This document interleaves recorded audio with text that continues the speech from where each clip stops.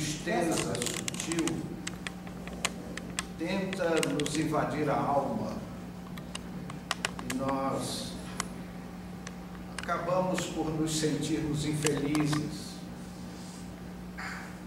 Nosso espírito, nesses momentos, tenta deixar o corpo de carne que lhe serve de prisão em busca da liberdade.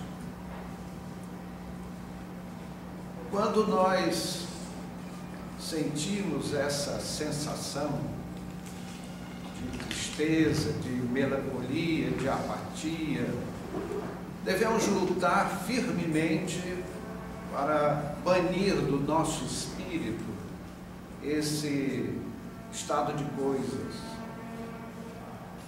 Se nós examinarmos bem, é um direito, é justíssimo que o ser humano procure viver melhor, busque a felicidade.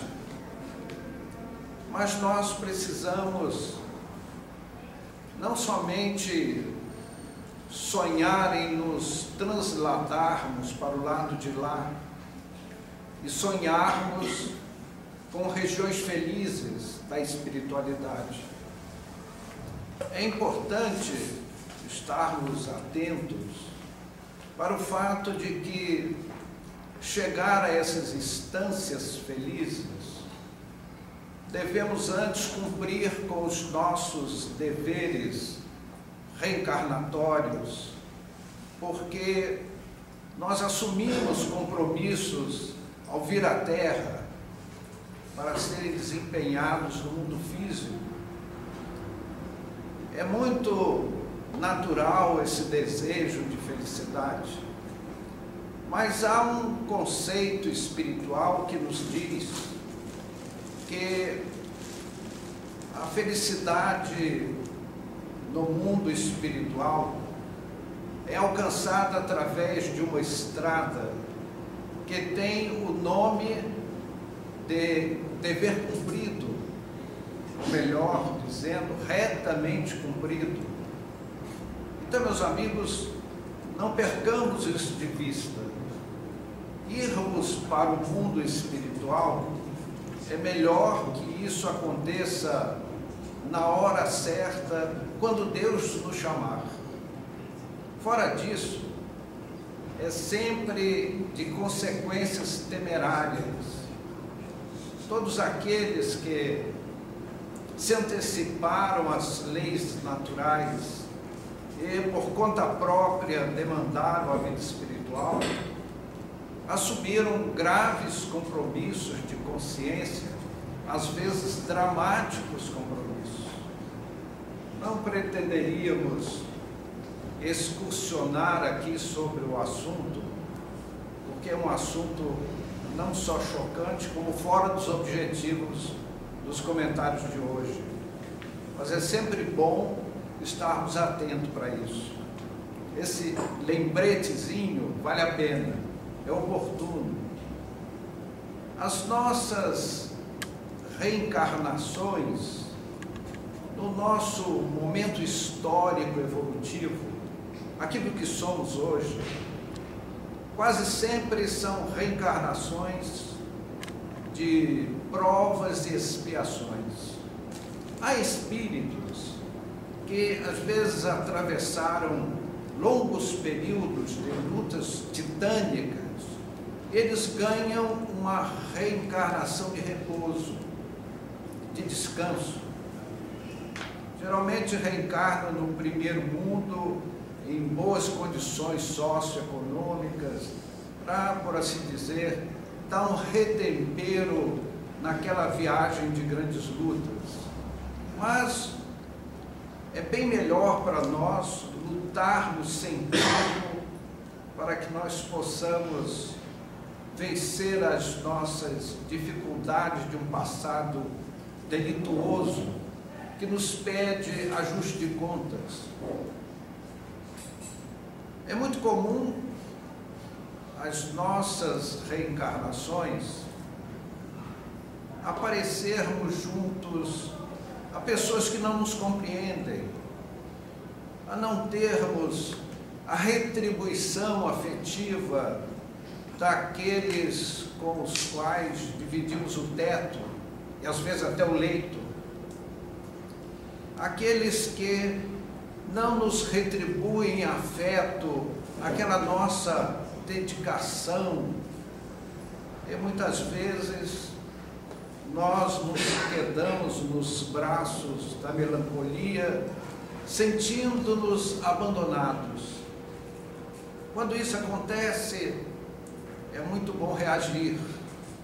A doutrina espírita, meus amigos, como evangelho redivivo, como consolador prometido por Jesus, a doutrina nos ajuda nesses momentos de apatia, afastando-nos da depressão para não nos arriscarmos ao suicídio.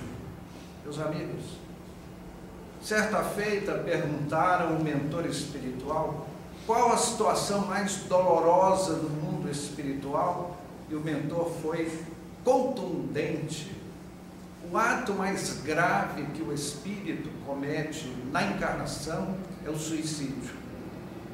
Então, a melancolia, a tristeza, a depressão são instrumentos que vão nos levando nessa direção, e é sempre bom pensarmos a respeito, preventivamente, profilaticamente, como um exercício mental, terapêutico, para a fortaleza do nosso espírito. Às vezes, vemos pessoas se acharem esquecidas, abandonadas, como a dizer assim: será que ninguém me ama? Na verdade, amigos, Jesus é aquele companheiro invisível que caminha ao nosso lado, não dentro da figura humana daquele que caminha ao lado, mas daquela alma generosa e grandiosa, cuja aura espiritual envolve todo o planeta Terra. Então nós estamos mergulhados na aura do Cristo, e basta nele pensarmos para realimentarmos o nosso espírito. Como se isso não bastasse, na pátria espiritual nós deixamos multidões de amigos que nos amam profundamente e que estão torcendo pelo nosso sucesso na experiência terrestre, que nós possamos vencer as nossas lutas e podermos retornar à pátria celeste em paz com a consciência. A doutrina, meus amigos, nos chama, nos faz um convite para que nós pensemos um pouco menos em nós mesmos, porque os estados depressivos são consequência de falta de esclarecimento espiritual. Temos que ser, às vezes, contundentes e às vezes até, talvez, indelicados, mas esses estados emocionais são fruto de um egoísmo da nossa parte. Então a doutrina nos convida, nos acena sutilmente a que nós coloquemos um pouco de lado as nossas preocupações pessoais e comecemos um pouco a pensar naqueles que sofrem mais que nós. Como diríamos, nós não somos o último da fila. Há cruzes mais pesadas que a nossa, e há pessoas em sofrimento de todos os matizes. Muitas vezes, quando dizemos irmos ao amparo, ao socorro dos que transitam no mundo em lágrimas, em dores, às vezes nós nos iludimos dizendo: mas eu não tenho dinheiro para fazer a caridade, ajudar o meu próximo. como se dar uma informação na rua não fosse uma ajuda. A pessoa para o carro: meu amigo, onde fica a Alameda dos Arapanés? É aqui exatamente onde o senhor está, é só seguir em frente. E nós temos sempre, em todos os momentos, a oportunidade de sermos gentis, de sermos fraternos, de colaborarmos com aquelas pessoas que vão a caminho conosco. E às vezes, pessoas que carregam dificuldades, que uma simples expressão nossa pode ser um alívio. Meus amigos, para ajudarmos o nosso semelhante, primeiramente, devemos orar muito a Deus, para que Ele nos fortaleça, nos dê coragem, para nós carregarmos a nossa cruz, as nossas provas.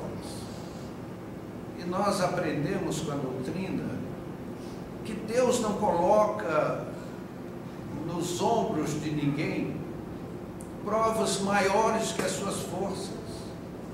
Sempre o Criador dosa a nossa resistência e nos dá provações de acordo com as nossas possibilidades.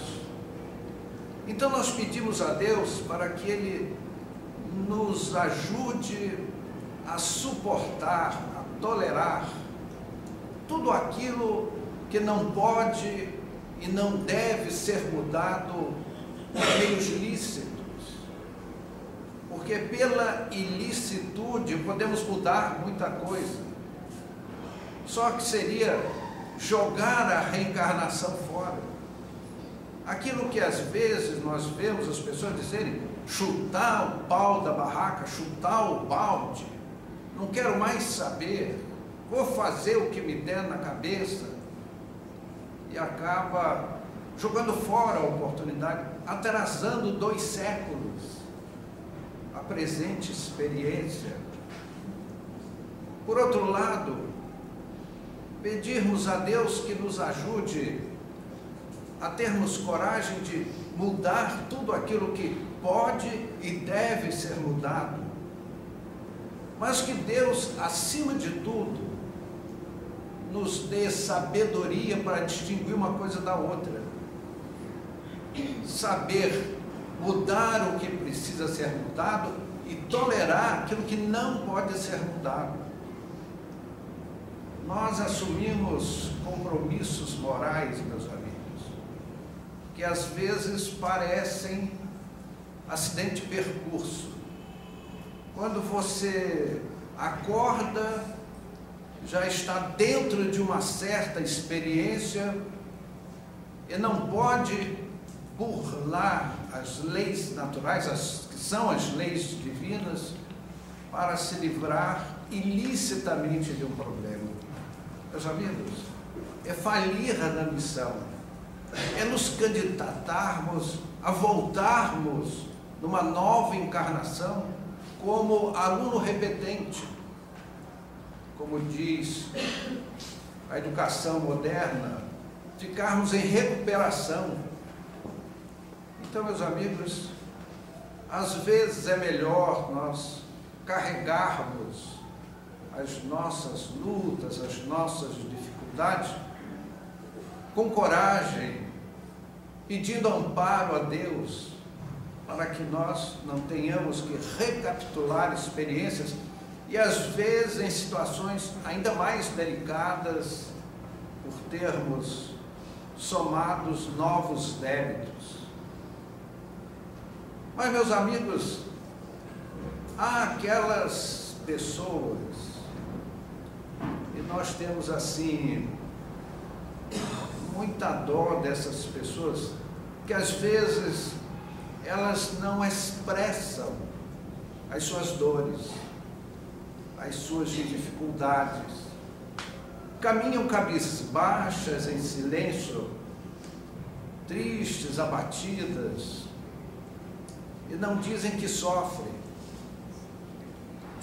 caminham pensando nas suas desventuras. Meus amigos, dissemos no começo que às vezes uma tristeza nos assola, nos abate, e nós nos sentimos infelizes.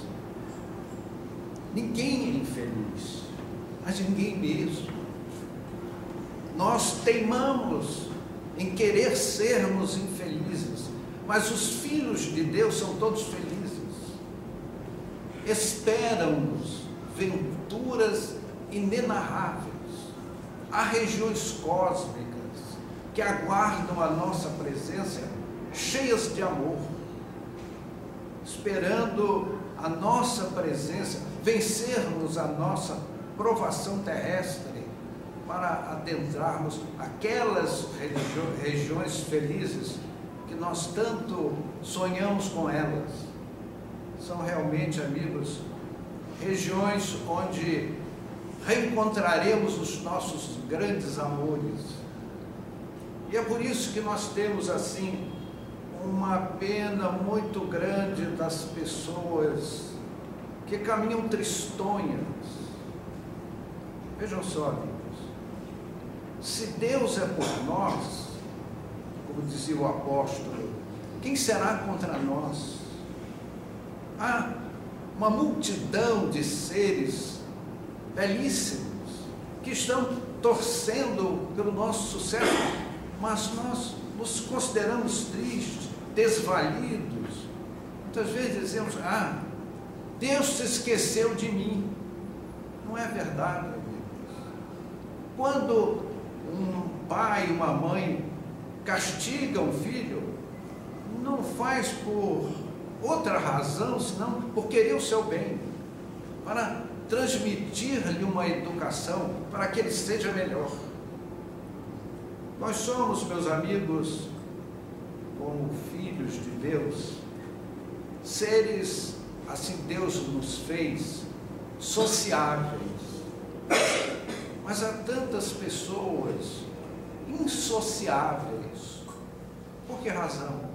São os sociopatas, aqueles que, por conta própria, se afastam.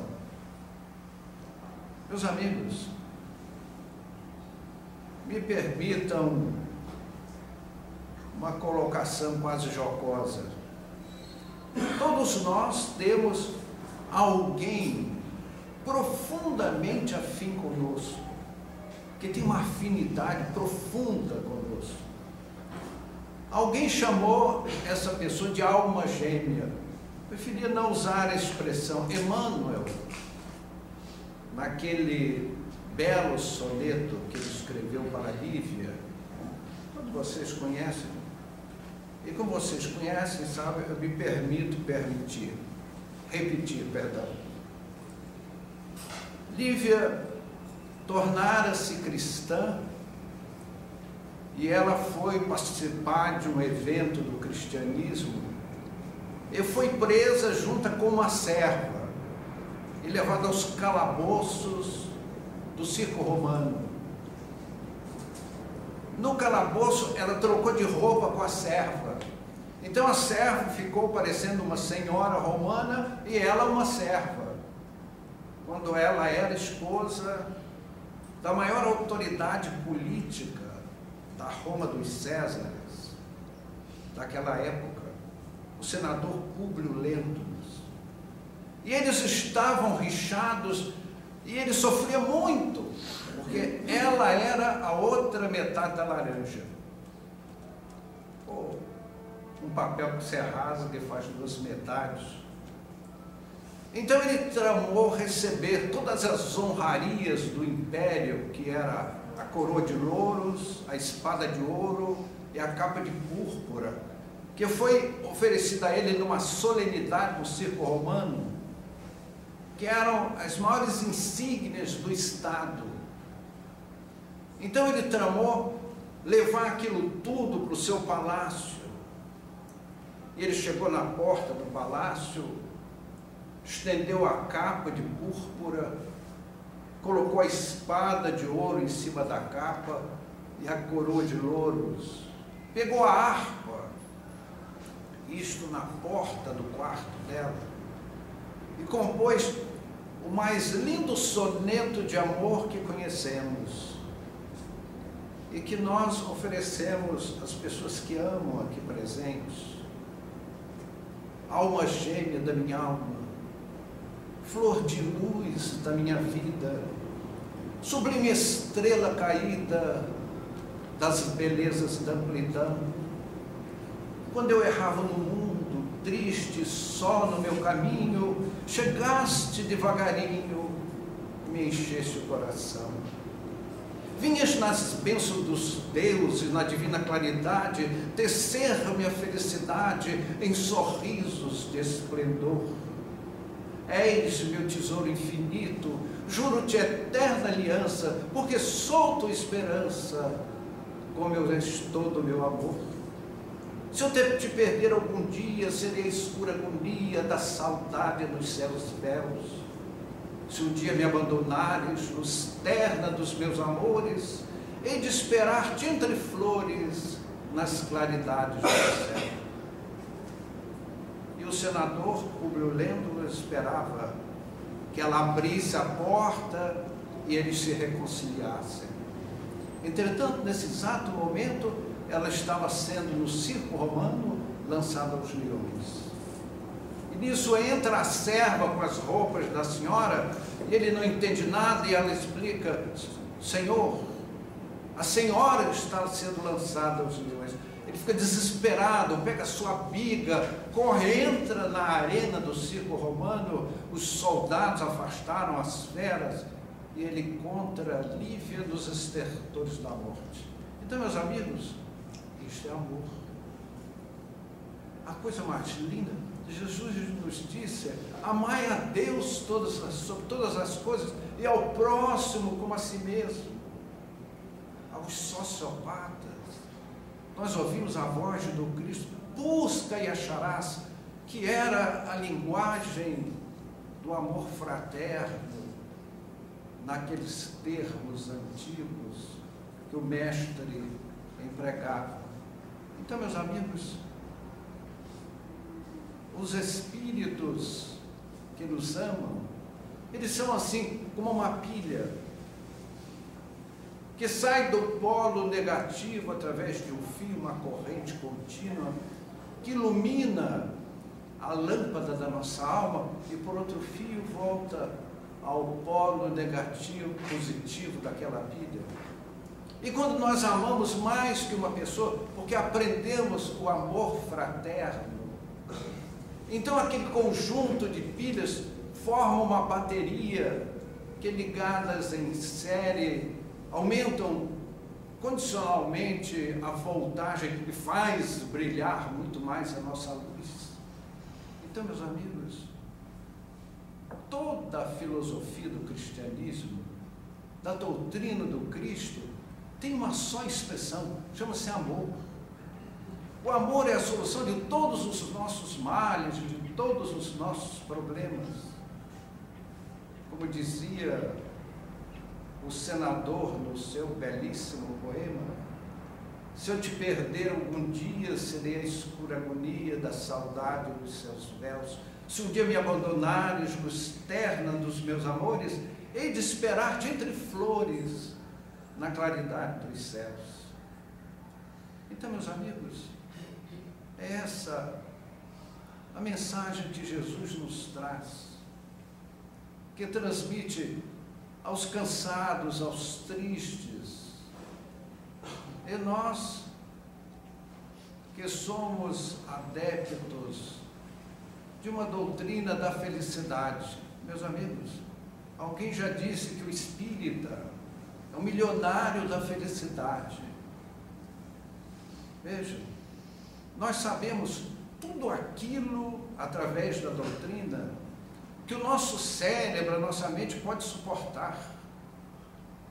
Nós não sabemos mais que isso, porque o nosso espírito não comporta. Os mentores espirituais, os amigos diletíssimos, os sábios espirituais, desejam nos transmitir mais informações, para aumentar a nossa felicidade, mas a nossa mente ainda tem limites. Então a doutrina tem uma resposta para cada questionamento dentro dos limites do nosso entendimento. Mas falar em felicidade, meus amigos, nós vamos nessa noite lembrar um diletíssimo amigo que sempre está presente com as suas conotações alegres, com as suas sabedorias simplistas, de um homem do interior, de um quase matuto, que conseguiu fazer literatura clássica, usando as expressões do caiçara, do peão, do boiadeiro, daquele homem rude das brenhas lá do mato. Quando a morte visita a vida, na força do eterno bem, é visita inesperada que não faz mal a ninguém.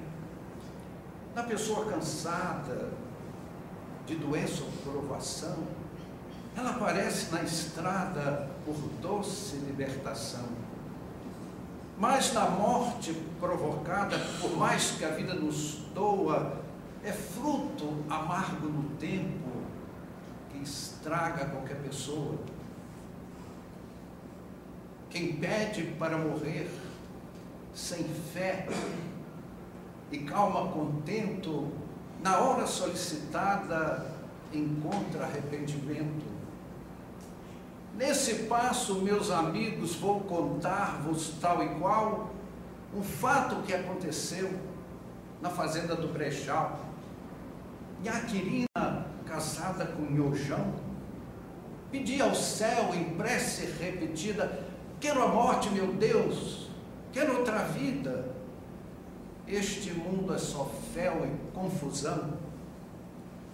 Tanto pediu, clamando na oração, que tombou de uma febre alta, e certa noite a morte de corrida veio ao quarto para levá-la de arrastão. Ela acordou em tosse brava, o esposo ao seu lado ressonava, e quando ela viu a morte olhando para os dois, Nhaquirina encolheu-se num gemido e do canto do marido resmungou: morte, leva agora o Nhojão, que eu vou depois. Ai, morte, leva o Nhojão, eu vou depois. Cornélio Pires, se vocês querem saber. Esse literato do mundo caipira nos fala da história do Coronel Justino. O próprio nome está dizendo, Coronel Justino, era um homem muito justo, mas de uma justiça exacerbada, intolerante. Daquela região de Araçatuba em direção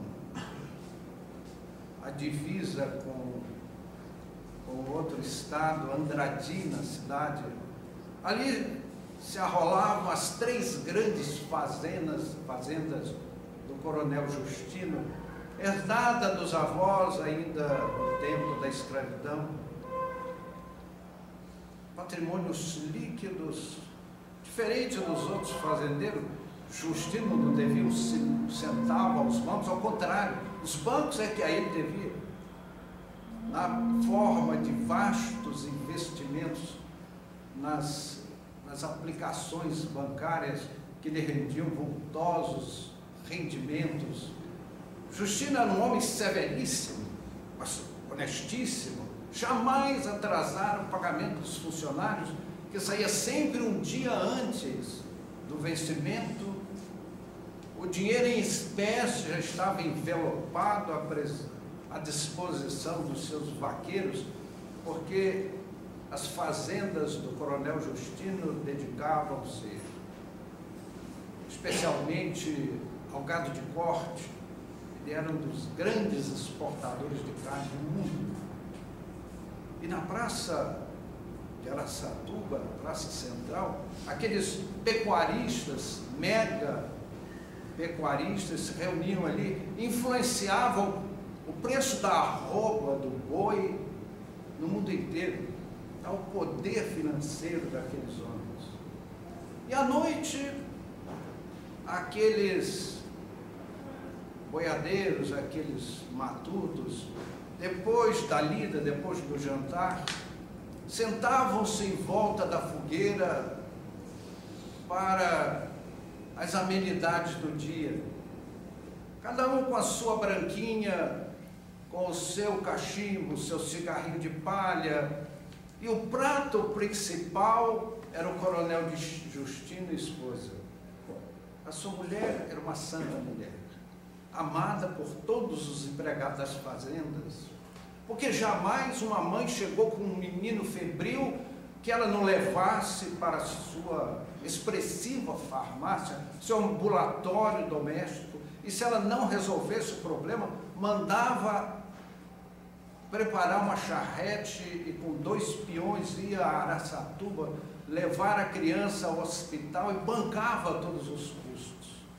Então aquele casal era idolatrado pelos empregados e corria uma história de que nunca ninguém vira uma rusga entre aquele casal.